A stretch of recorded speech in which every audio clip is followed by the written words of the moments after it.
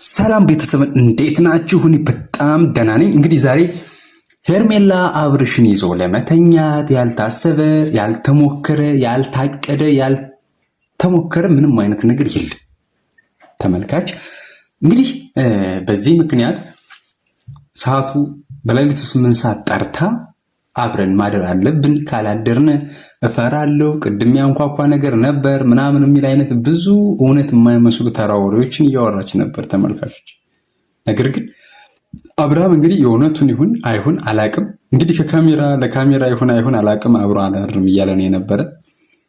ለምን እንደማያድር እንግዲህ ለሱ በደንብ ግልጽ ባይሆንም ብዙ ከፍተኛ የሆነ ድንጋጤ የፈጠረበት ይመስል ነበረ። ነገር ግን እንዲህ አይነት ነገር በዚህ ሰዓት በ8 ሰዓት ከሌቱ 8 ሰዓት አንድ ወንድ ልጅ ከአንድ ሴት ልጅ ሩም ውስጥ ሄዶ ምን ያደርጋል የሚለው ጥያቄ ግን ወደ ራሳችን ስናመጣው ትንሽ የሆነ የሚደብር ነገር አለው። ጭራሽ የሚያስጠላ ምንም ነገር አልተደረገም ቢባል ልታምኑበት ልናምንበት የማንችለው ነገር ብዙ አይነት ነገር ነው የሚያስጠረጥረው። ነገር ግን አብርሃም ኦልሬዲ ከአደራደር እየወረደ ነው የመጣው። ለምን እንደወረደ ባናቅም እንግዲህ አመለካከቱ እስከምን ድረስ እንደሆነ ባናቅም ብዙ አልሆኑ ነገሮች የሚያስጠሉ ነገሮች እየፈጠረ ነው ተመልካች።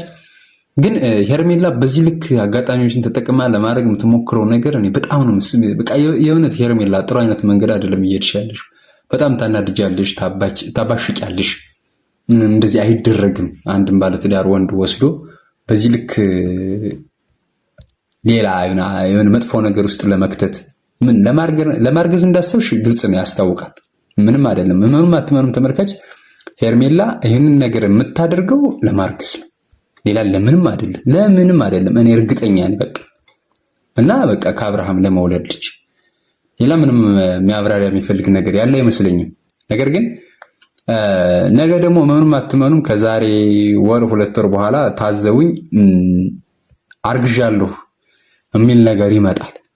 ተመልካች እንዳያውቅ ብለን ነው እንጂ ያኔ ተነጋግረን ቪዲዮ ከጨረስን በኋላ አብረን ያድር ነው አብረን ብዙ ነገር ነው ያደረግነው ብለው አውርተው ኩሪፍቱ ውስጥ በሄድንባቸው ጉዞዎች በተዝናናንበት መንገድ ያኔ ባደረግነው ላፊ ነገር አንተ ምንም ጠጥተን ስለነበር ስሜታችን መቆጣጠር ስለማንችል ያኔ ብዙ ነገር አድርገን ነበር ብላ ልትመጣ እንደምትችል ሄርሜላ ከወዲሁ ያዙልኝ። ከዚህ በመቀጠል ግን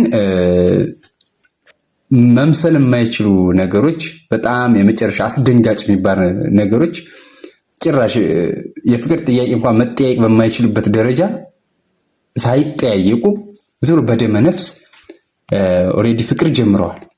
በደመ ነፍስ ማለት ነው።